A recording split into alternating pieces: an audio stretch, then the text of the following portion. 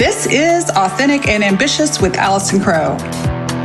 I'm Allison Crow, your host, and I'm an intuitive life and business coach helping authentic and ambitious women keep the soul and success in their life and work through deep coaching, savvy business strategy, and connected community. This podcast is here to help bring insight, awareness, and action to your authentic and ambitious life. Let's do this. Hello, everyone. Happy New Year. How's your vibe going? I am excited and ready for this new year, whatever it brings. I am ready to put 2020 behind me and excited to move forward in my life, in my business, with my family, and with my clients. All right, you guys, today's episode is episode number 127, and we are talking about 3 phases of business.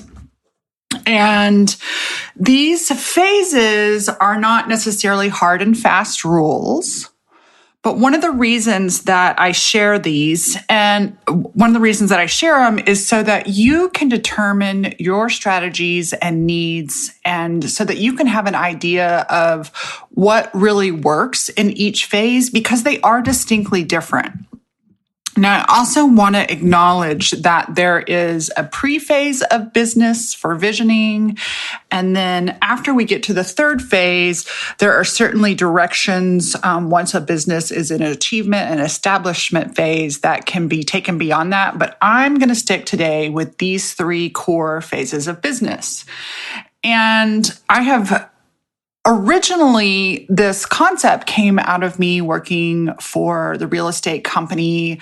They had both agents and then offices that when we were in leadership, an office would be in either launch, growth, or achievement phase and have certain criteria. And then agents would be in launch, growth, or achievement phase. And so I've taken those 3 words. It's actually been really helpful to know what to anticipate in my own business for when I was in launch, growth, or achievement phase, and same for my clients. And so just having some understanding of these 3 different phases and where you might be and where you might be headed next can be super helpful. So the first thing is, before launch phase is this vision phase. So I'm just going to highlight this really quickly. The vision phase is, and I actually have a few clients that are in this, that are in Soulful Success. They're not really participating. They still have full-time jobs, but they think that someday they might like to start a business. This vision phase, it's inspirational. You don't necessarily need to take action, but you're beginning to consider what's possible and what's desirable. And then the very first in business phase is what I call launch phase.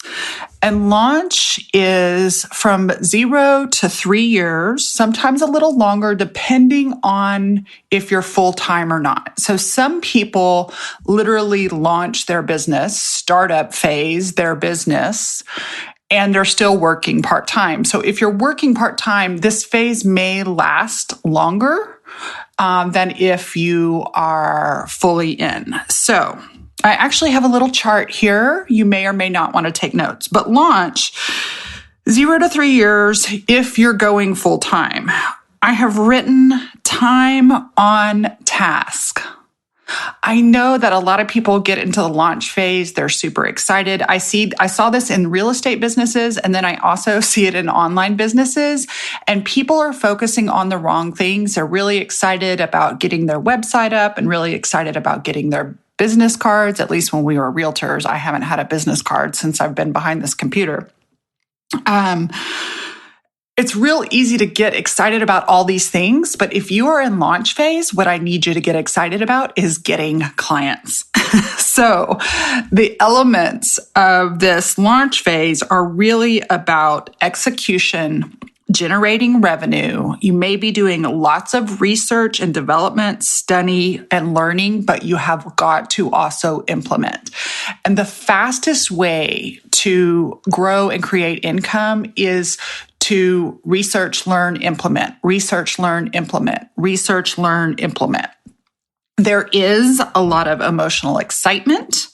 There can be confusion because a lot of times you're like, how do I do this? How do I do this? How do I do this? And I remember as a real estate agent, working with clients who were new, sometimes they didn't even remember how to write a contract, or they actually know how, but because of the excitement, because of the nervousness and anticipation, we forget. And one of the things I would always have them do is remind them that they actually know how, and the best way for them to learn is go forward doing it. And so you're definitely learning on the job. And I want to caution those of you in the online business world, like we can take all these classes. I love the idea. I love learning. I still take classes. I love learning, but it's real easy to get caught up in the learning phase without doing the doing. It is important for you to both learn your service, because you might be new at delivering your service. So let's say, for example, you're a new coach. Not only are you learning on the job and getting better and better at being a coach, but you're also learning sales. So you need to learn your service and decide to become a master of both your service and a master of selling. You've got lots of skills to acquire. There may be lots of many failures, right? You may have a harder time connecting. You may not be sure where to get clients, etc. One of the projects I take when I'm working with newer coaches, I take them on what I call the spiral challenge, because they always ask me, like, how did you accelerate your business so fast? I had the luxury when I first started out as a coach is I was coaching in an office of 250 people. And part of that was that I was there to coach. I did not get paid until they made money. And so I did a lot of coaching for free. And in the early days, I am not necessarily recommending this because it did create burnout. But I was doing 13 half-hour sessions a day, usually for free. I would not get paid until much later in the process. And so, but what that did for me when I was doing 13 30-minute coaching sessions a day, I was also teaching 2 to 3 classes a week. What it did for me was it helped me develop my skills as a coach. Right. And so if you are brand new in launch phase and you are only delivering your service once a week, it's going to take you a lot longer to master your skills. If you are only having one connection or sales call a week, it's going to take you a lot longer to master your skills. Another part that I really want to bring to the table in launch phase that I do think is important, I think it's more important than your website. I think it's more important than your branding. I think in launch phase, a lot of people get really excited, and I have seen people spend thousands of dollars on website and branding. And then after a year or two in the business, which in launch phase, you're discovering what works for you. You're learning the general rules of business and your service. And as you implement and as you practice, you begin to refine and tweak. And so sure enough, you begin growth phase, which is the second phase, and you've just spent all this money on something that you don't really want to brand. But I do think it is important to start your list or your database. I'm a very big in real estate. In real estate, we used to just take people's names and put them in a list. And that is totally not cool now. You need permission-based marketing to email people. I am a big believer in the quality of your email list, not just the quantity. I have seen quantity. I know that it does a lot, but I actually have an unusually tiny but loyal list for as long as I've been in business. I got jealous the other day. It was fun. I was watching James Clear. Y'all know I have this like secret obsession. Actually, it's a public obsession with James Clear and his content. And he was talking about the growth of his list, and I just got all starry-eyed. And then I had to remember, that I've been in business just as long or longer, and my list is way, way smaller, but my list is people who love and want to hear from me. So I do want to encourage you, if you're in launch phase, to start your list. Don't stay in study land. Definitely start by doing. You do not have to be perfect. You actually need to give yourself permission to learn on the job. And there's a lot of experts out there that discourage, this is really hard in time of COVID, but they discourage trying to create your first clients online. I don't really have an opinion on that. I do think that when we're able to network and meet and have people experience us offline, or if you're online using video or face-to-face and voice-to-voice conversations in real time, if you are just relying on your content, you're going to have a much harder time creating those connections to sell your service. You want to, in launch phase, you want to get experience, both getting clients, serving clients, managing, learning how you want to charge, et cetera. So that is the other logistical piece. I want you to have as a launch business owner, a way to get paid. And a couple little it's okay to pay credit card fees. You are a business. That was a mentality I always had. And so find a way there's so many ways out there now. I think I've been with PayPal since the beginning of time. And so certainly PayPal is, people from all around the world can pay me directly. It keeps tax records for me. And I'm sure some of the new places like Square do that. I have a lot of clients who actually use QuickBooks. And they bill and charge through that. I just want you to have a place to get paid, right? And I want you to worry about those things, not worry, but I want you to decide those things before you start running down the rabbit hole of branding and looks and all these other things. So that's the launch phase. I had a client, actually, the last thing I want to say about this the other day is that I had a client in launch phase who was considering starting to teach people how to run a business. And I don't ever want to discourage somebody from their dreams. And when people in launch phase are trying to teach other people how to do business without actually having achieved that, there is a lack of congruence that absolutely will affect your sales. And so we had a really good conversation. I really appreciated her owning up. I know that she's excited to teach some of these things someday. And I really want her to be in a strong growth phase before she begins teaching other people the business aspect, right? So I want her to absolutely have time on task and experience and significant success. She doesn't have to be a 30-year business member to start teaching other people. But especially in the online world, we have a little bit of problem where people are teaching you how to do something and they don't know how to do it. Or they're teaching you how to master their money and they don't know how to master their money.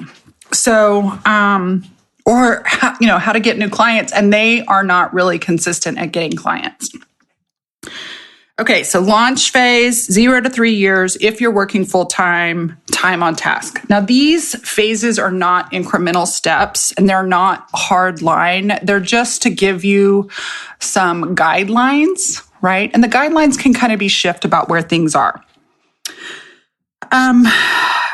So in switching to the next phase, which is growth, during these phases, obviously you're growing externally, you're growing internally. And one of the things that I see comes up for both myself and my clients in between phases, or when you're really solid in one phase and you look up and you realize you're moving to the next phase, that there will be time, growth, there will definitely be identity shifts and new fears that come up. So in the growth phase, I love growth phase. I love working with growth and achievement phase people. Growth phase, I have written down 3 to 7 years full time. Sometimes that can take longer. There are some days when I still feel in growth phase, and I've been in business for 17 years. And there are some times when I feel in achievement phase. It just depends on where I'm going. And like I said, these aren't linear, right? And so a couple of years ago, when I changed the way that I did business, so instead of doing all kinds of retreats and all kinds of high-level masterminds and a large set of one-on-one clients, I decided to open up the Soulful Success membership. And for 2 years, that is the only thing I offered. And it was a brand new offering. And so in many ways, even though I had developed skills and even though I knew how to sell, my service was brand new. My service was in launch phase. And so there was a lot of learning and time on task. That has definitely moved into growth and achievement phase. So growth phase is obviously about continuing to sell and master your service.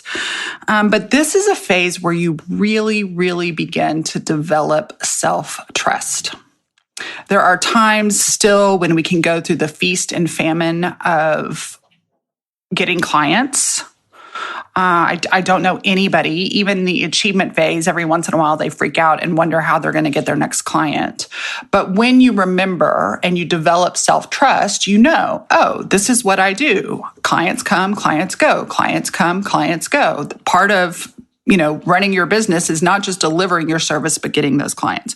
So I call this system or this section, growth session, refinement.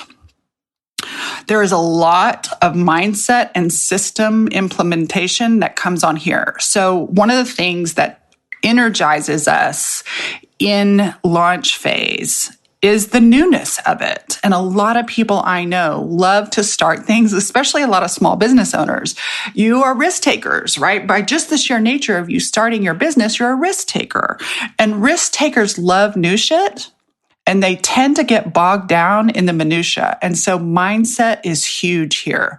You have to be willing to refine things, to take a deeper look. You are steadily growing your sales in growth. You are increasing your ability to actively create clients. You may begin to develop and refine both the type of client you want to work with and the way that you brand yourself. So you refine your niche, so to speak. I don't really like that word, but you begin to figure out who is your ideal client. And so, for example, in real estate, a lot of times as a brand new realtor, you'll work with anybody and everybody. And then because you just want to get experience. So you may spend a lot of time helping somebody rent an apartment, which is absolutely a financial loss. There's not a lot of money in that, but there is just as much work as selling a house.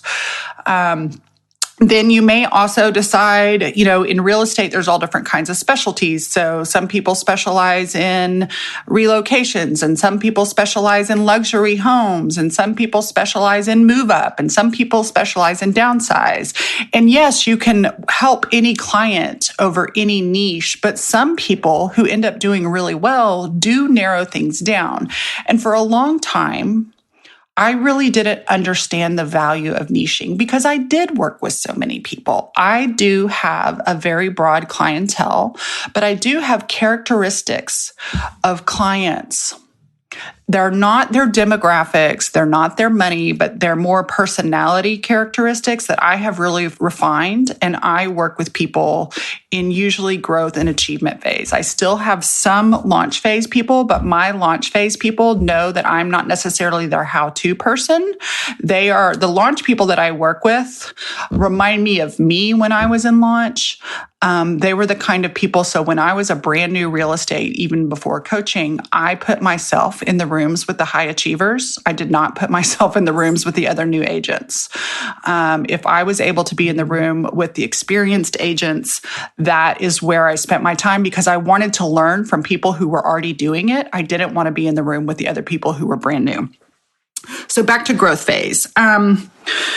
This is where you can really develop your brand. You know enough. One of the things I tell clients when they're doing that spiral challenge, I forgot to tell you what the spiral challenge is. So the spiral challenge is to go down to your local grocery store and get one of those 88-page spiral notebooks like we had in elementary school. It doesn't even have to be college ruled. And I encourage my clients and pretty much say, listen, if you will do this activity, and by the way, most people don't ever finish it, but if you will finish it, I guarantee you, you will fill your roster and meet your financial goals to get your business off the ground. And I have them for every single piece of paper in the spiral, they draw a line down the middle of each page and they coach a client or they coach a person, even if it's not for free. And when I was a brand new coach, I coached for free all the time. About 75% of my sessions were free. And so when you're coaching on this piece of paper, on the left side, you take client notes. And then after the coaching call, on the right side, you take notes about what you did well, what you liked about that client, what you could have done better, right? So you're doing some game review or self-assessment. And so in the growth phase, you have gone through the process, right? You've coached more than 100 people. You've worked more than 50 clients as a realtor. You've had time on task so that you know what kind of people are a fit for you and your service and what kind of people aren't. And in the growth phase is where you begin to trust yourself enough to let people who are not congruent with your style, your personality, your skill, and your way of doing business, that you let them go work with somebody else. I used to always use this example. Obviously, now that I work for myself, I have a little bit of a potty mouth. And every once in a while, this doesn't happen anymore, but every once in a while I would get somebody sending an email that says, you'd be really professional if you didn't use foul language so much. And I was like, the definition of professional is making money, and I make a lot of money. And it's okay if you don't like my cussing. I have a friend, so-and-so, that absolutely will never cuss, and maybe you'll be a better fit for her. And it wasn't meant to be mean, but it's like, I want my customers to be right aligned too. I want them to be right aligned for them, and I want them to be right aligned for me. And so I'm happy to refer you to somebody I love. There's enough business out there. And I guarantee you, if you're getting her emails or watching her lives or listening to her podcast, you will never, ever hear an F-bomb. And if that's what you need to feel safe and grow, then you are absolutely not right for my world, because it will annoy you. So let's get you that other coach. And so you begin to give yourself standards for what works for you and your business. In the growth phase, cash flow begins to increase. You can begin to expand your creativity, right? So I remember my early days of coaching. I coached exactly like I was coached because I didn't know any better. When I was a brand new coach, I was like, okay, how do I do this? Because I didn't get coach training until the end of my first year coaching. And so I didn't know. I just did what my coach had done before me. And so now, all these years in the business, I have a very unique style going from mystic to logistic, everything in between. I have a carpet bag full of modalities of coaching that I can use with people that some are very traditional and some are completely made up by me. And so as you go into the growth phase, you get to expand your creativity. You can modify the models and make them truly your own. So, for example, when I actually learned about the concept of 3 phases of business from my real estate company, none of this stuff was in it. It was all time on task, and it was all numbers based. It was all revenue based, or number of agents based, or number of transactions. So you'll notice in the way that I do this, and the way that I've modified this content to fit me and to fit my audience, that it's not just about numbers. It's actually more about the emotional, practical, tactical, and mindset stages. In the growth phase, we can still be feast or famine. We can still be feast or famine, because one of the things happen is when things start working, we tend to forget selling, or we may spend our time serving our clients, but we don't have systems in place to support us while we're serving our clients. So this is where we need to shore up our offerings, our pricing, our list, and we need to begin to plan strategies for getting help, so that either strategies for either getting help or strategies for supporting and marketing and selling in between serving your clients. It can be very easy in this growth phase to get stuck in the doing phase and to really create solid and sustainable success. Most growth people, as they begin to, it's a little bit of a slower walk. The launch phase, at least for me, was like I was running Mach 10 with my hair on fire, learning as fast as I could because I had I had to make my money. When I got divorced and became a real estate agent, I had been a teacher making $36,000 a year. And I was living in a much more expensive house that my husband's advertising exec salary paid for. And I said, however this turning out, I'm keeping these house and these dogs, the house and the dogs. And that meant I had to pay for it. And I was able to do that. So and even as a business owner myself, I do have a husband, and my husband is a retired teacher. Let me just say that again. He's a retired teacher, and we don't pay teachers a whole lot in Texas. And so the way I live and the way I run my business requires, there is not an option for me to not make money. This is my business. This is my job. And it's been that way since day one. So in growth, we really take the time.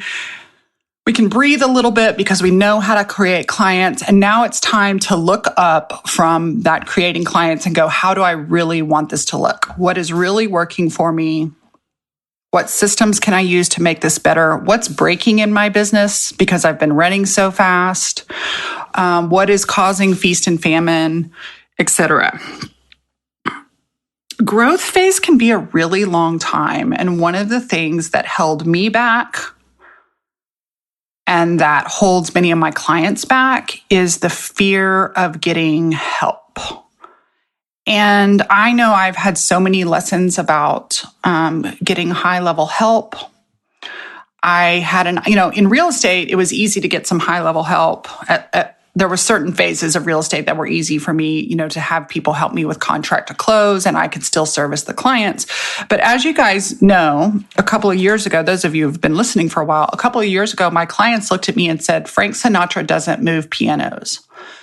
And it really hit me. It was like, oh, I'm doing a lot of things. Instead of showing up in my gifts, because I'm able, I do a lot of things behind the scenes. And this is a very much launch and growth.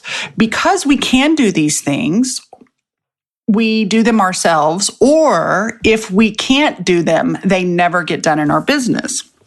And so in my growth phases in the past, I had hired admin help.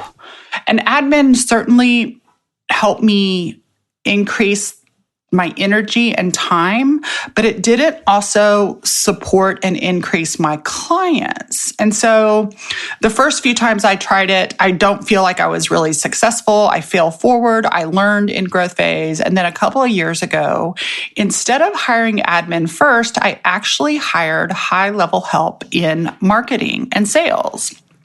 And so, it's easy to spend money, again, on the website, on branding.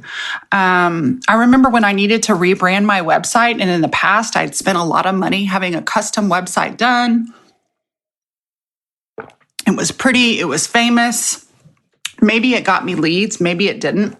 But when I needed to change my brand, that actually came up, in growth phase. So I'm in growth phase. I go to put up another retreat and actually reword an existing sales page, and something on my website broke. And at the time I had 2 staff members, contract staff members, and we spent 3 weeks, the 3 of us, trying to fix this. And I finally just said, forget it.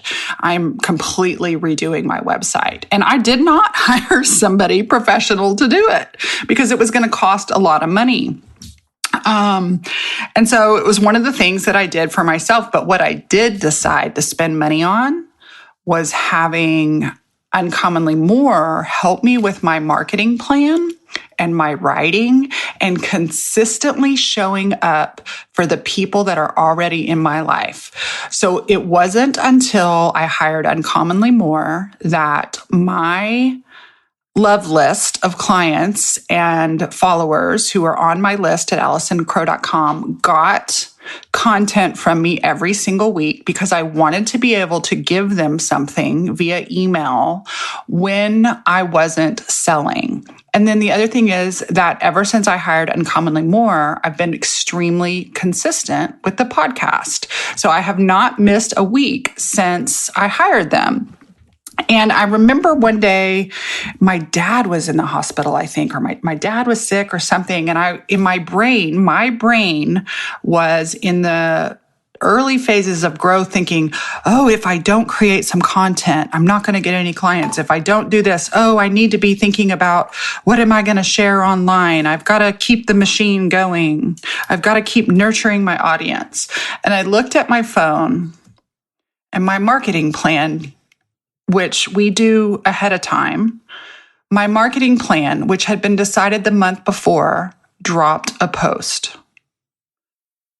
I didn't have to do it in real time. We had worked and executed and created a plan. And I remember that was the first time I really got what the systems and structures of the growth phase could do for me. Growth wasn't just about money. It was also about allowing those systems and structures to help me be sustainable and steady. Okay.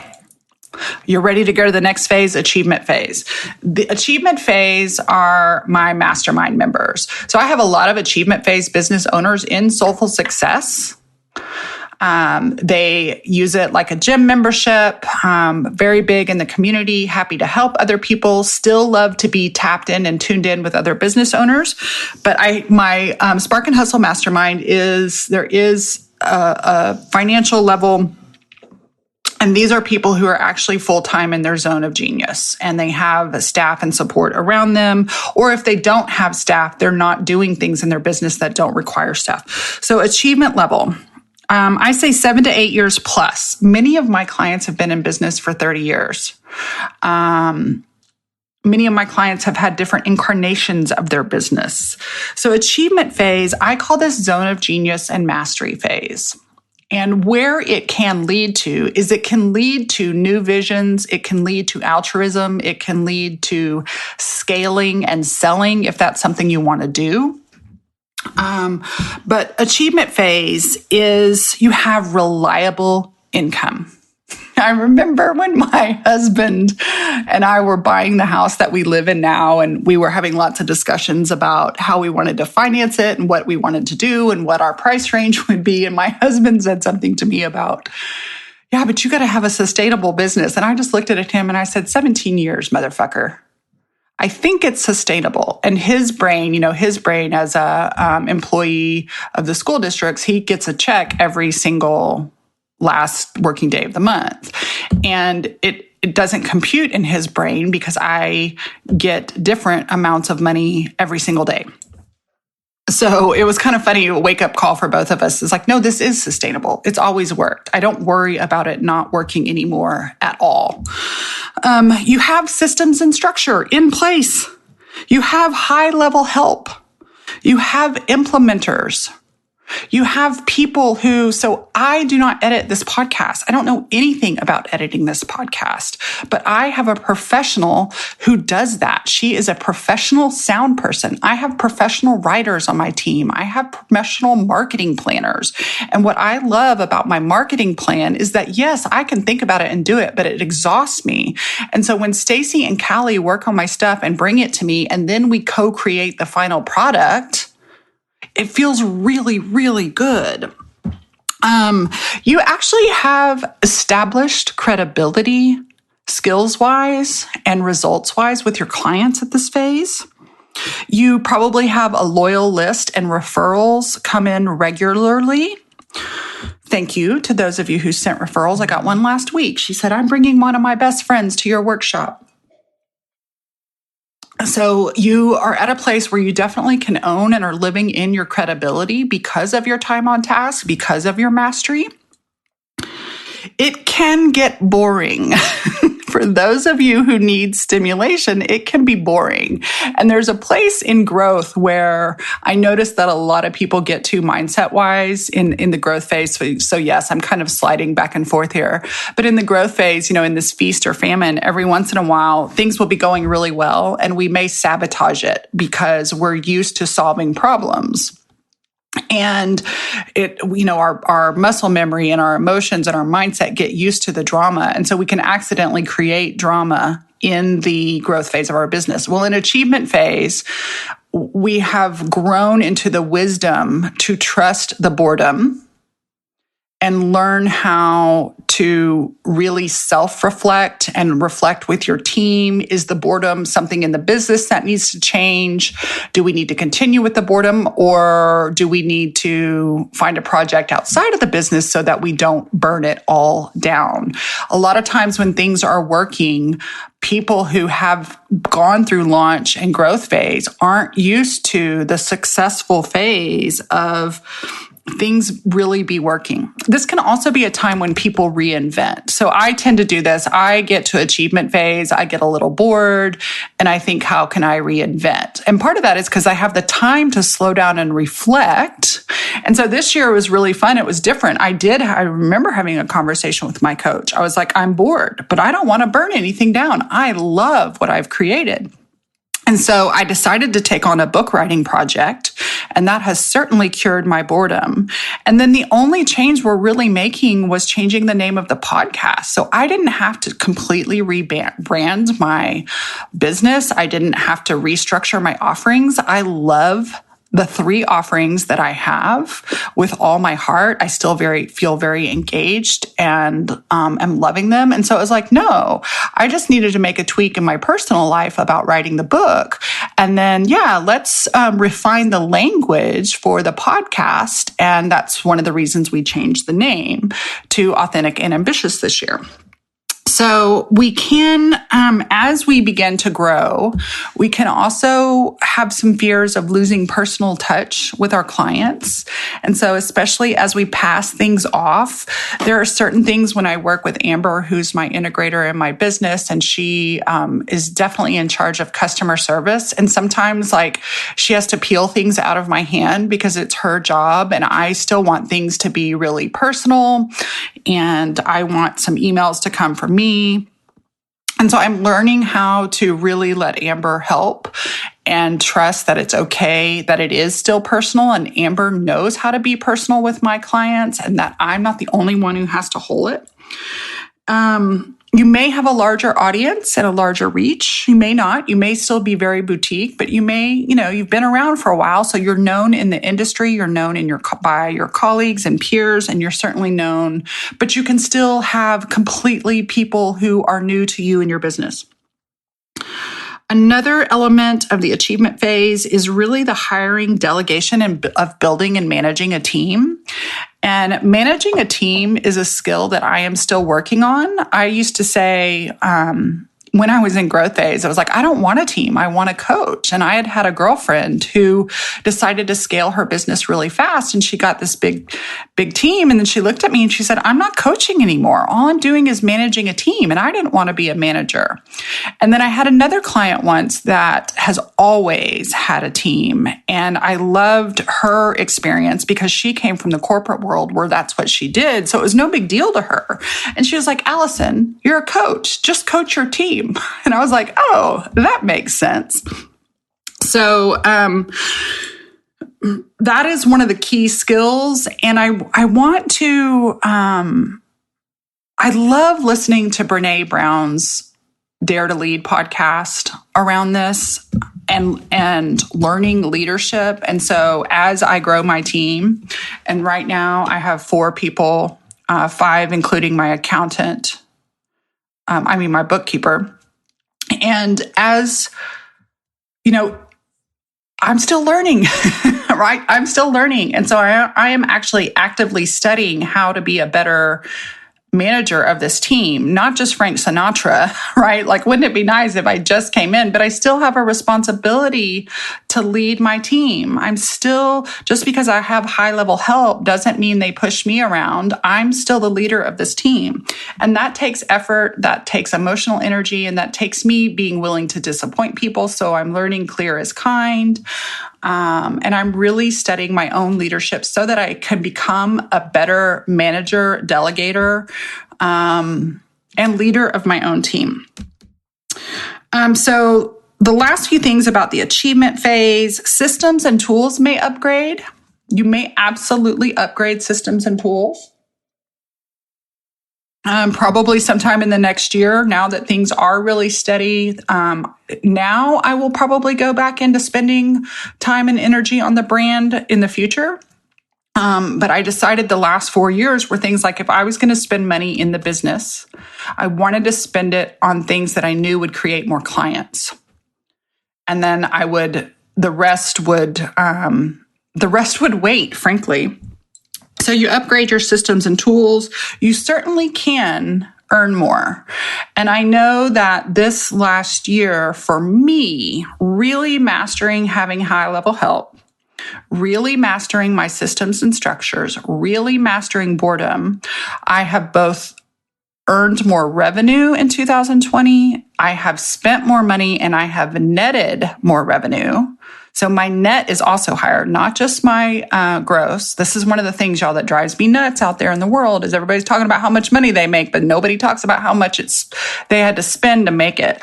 And so I do spend a significant amount of money in my business, but my profit first is the way that I do it. I don't do it full on the way they do it, but the way that I do my profit first is working for me. My debt is down. My income is up. My team expenses are up. My coaching expenses are up, and my coaching income is way, way up. My personal living expenses are really watched, and we don't live in excess. I have money in the bank extra to pay my taxes. And so it's been really fun to look back on 2020 and go, what worked? It's like, oh, I worked 10, 15 hours a week because my systems and leverage did the rest. So I was able to really manage energy, and I was really able to allow the systems and structures of my business, plus my credibility and my longevity in the business. This is what they mean by earning more, working less. And when I do work, I work. When I do work, I am 100% off for my clients. I am 100% on for my clients. I'm 100% on as I'm recording this podcast for you. And so the place to go beyond this,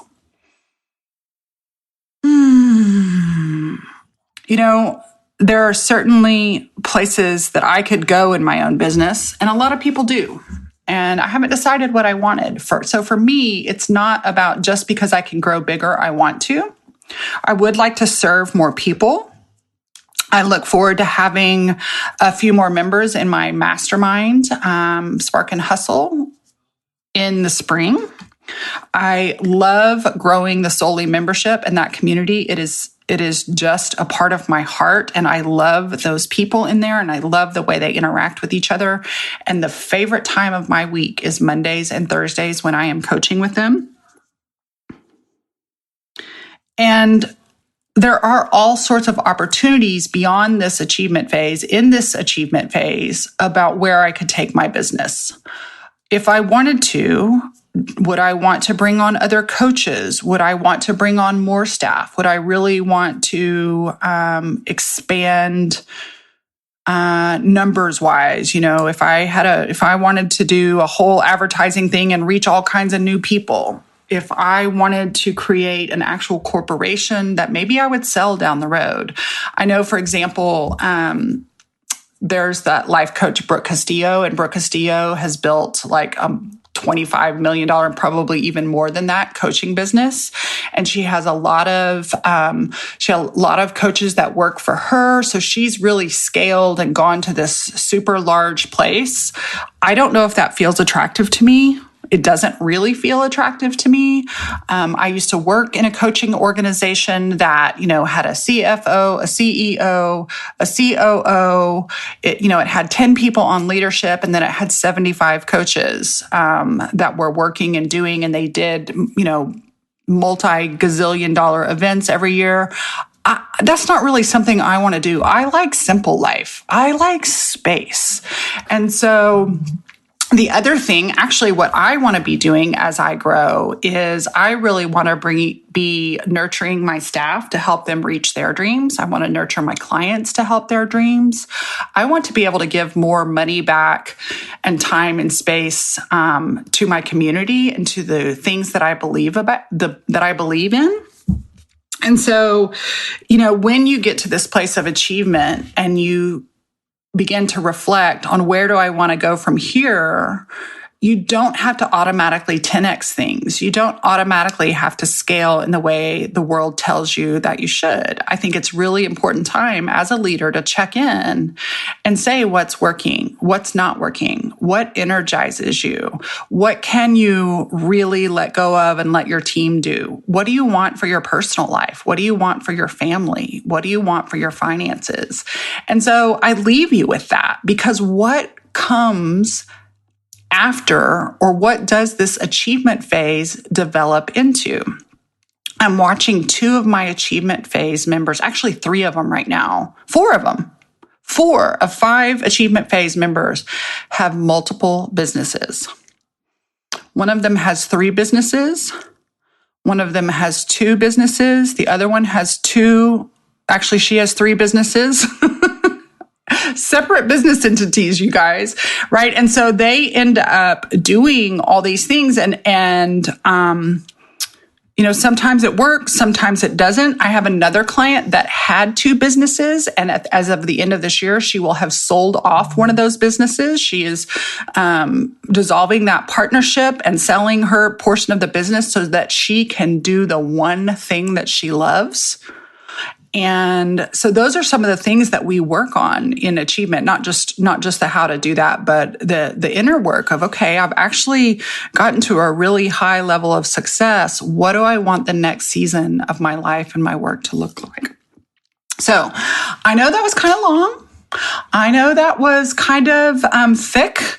I have had my team asking me to do this podcast for you, mostly because it helps. And it reminded me the other day when my client, who is in launch phase and was asking a couple of questions, it reminded me how helpful it can be, because when she reminded me that she had really only been full-time in the business a year, and before that, the 2 years were barely part-time, it gave her so much permission to be where she was, because sometimes she was comparing herself to other strong growth level people.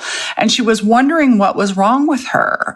And she was considering, envisioning some of the things that really she doesn't need to be thinking about yet. What she needs to be thinking and mastering is filling her one-on-one and her regular sales, growing her audience, sales and service time on task. And it's real easy when you're not meeting your base to think about all these other things that you could do. And so it gave her permission to be back in launch phase, to be excited about being in launch phase, and to shake her little booty in launch phase so that she can get to growth and then refine. So with that, I want to thank you for spending time with me. I will see you next week. Peace out, y'all. Hey, I want to take this opportunity to invite you to become my client and join me in my online coaching membership, Soulful Success. We call each other Soulies. In the Soulies community, we have live life and business coaching sessions with me. We have one live session and one business coaching session every single week. There is a fantastic cohort of other business owners from all areas of life. Most are growth and achievement level business owners, and we would like to encourage you to become a member today at www.coachwithallison.com. We have a very very reasonable monthly membership fee. There are no long-term commitments. And the reason that I price this so low is so that you, as a business owner, can leverage cash flow. This way, you can invest in high-end coaching and community and have cash flow left over to hire people to implement things in your business that you may not be a genius at. I know this is one of the things that has really helped me leverage and grow, and I want to invite you to do the same. Become a member of our community, get live life and business coaching from me, and let's do this. Coachwithallison.com. The doors are open right now, and we would love to have you.